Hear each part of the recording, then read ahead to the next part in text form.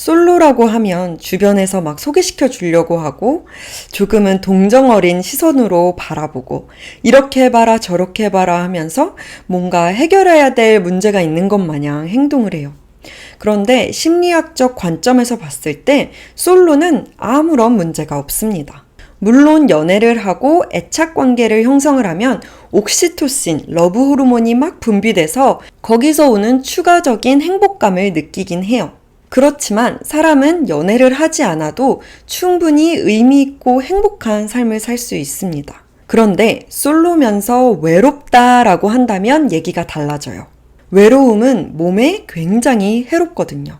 담배를 하루에 15개 피는 것만큼 해롭다는 연구가 있는데요. 면역력이 떨어지고 암세포가 더 빨리 자라고 퍼지는 상태가 됩니다. 이 감정은 연애를 한다고 해서 저절로 해결되는 감정이 아니에요. 연애를 하고 결혼을 해서 가정이 있어도 외로움을 호소하는 사람들이 굉장히 많습니다. 오히려 솔로라는 것에서 오는 장점들이 있어요. 오늘 영상에선 솔로인 분들이 어떻게 하면 외로움에 잘 대처하고 외로움에 대한 면역력을 키워놓을 수 있는지에 대해 얘기해 볼게요.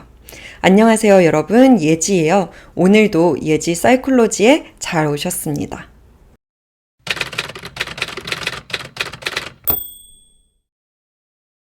외로움이 이토록 고통스러운 이유는 인간이 사회적인 존재여서 그렇습니다. 옛날부터 뭉쳐야 살았어요.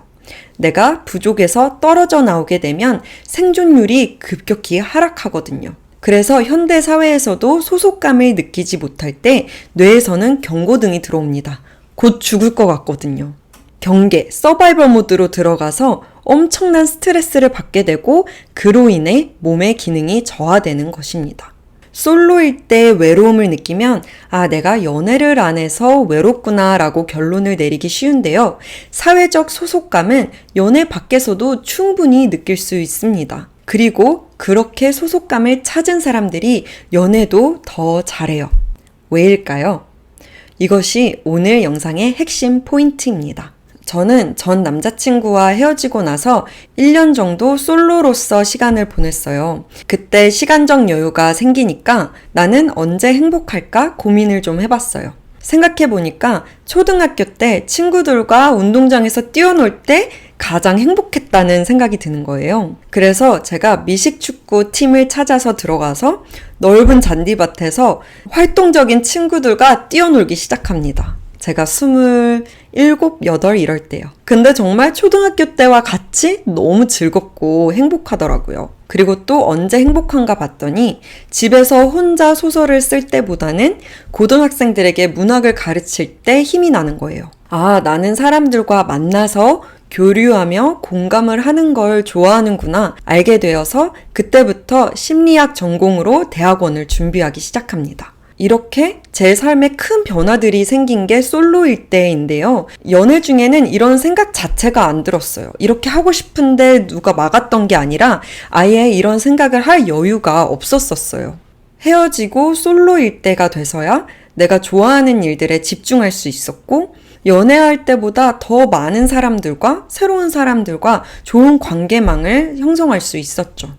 저는 원래 유학 생활을 하면서 어렸을 때부터 외로움을 굉장히 많이 느꼈던 사람이고 그래서 그런지 연애를 빨리 시작했었어요. 20대 때. 그런데 연애 밖에서 스스로 소속감을 찾고 나니까 그 다음 연애, 지금 현 연애가 전 연애들과 비교했을 때 훨씬 더 안정되고 행복합니다.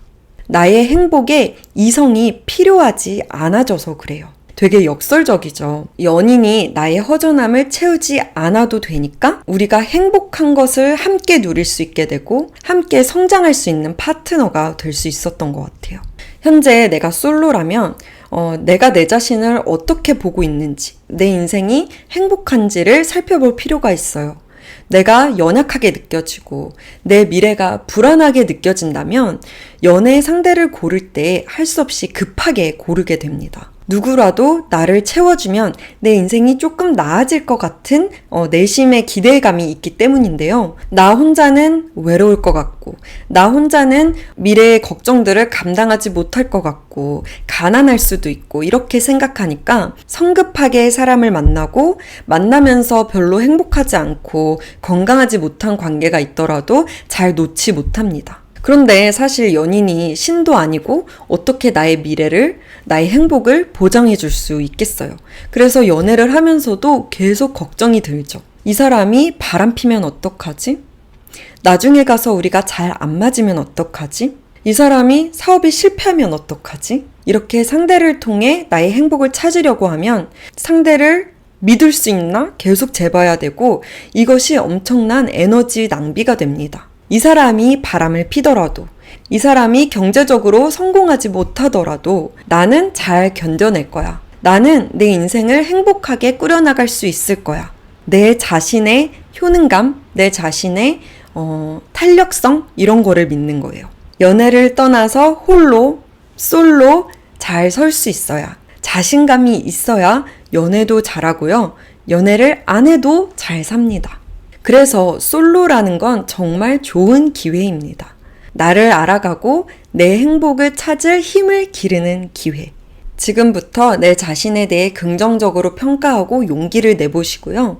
나와 잘 맞는 사람들을 찾아보세요. 그래서 내 인생이 좋아지고 타인에게 여유롭게 친절과 사랑을 베풀 수 있게 된다면 그때 나와 내 행복을 나눌 사람, 나와 잘 맞는 사람을 알아볼 수 있게 될 거예요. 자존감을 높이고 행복해지는 법은 다른 영상에서 여러 각도로 다뤘어요. 밑에 링크로 걸어드릴 테니까 참고해 주시고 느낀 점이나 궁금한 점은 댓글로 알려주세요. 그럼 오늘도 편안하시길 바랄게요. 안녕!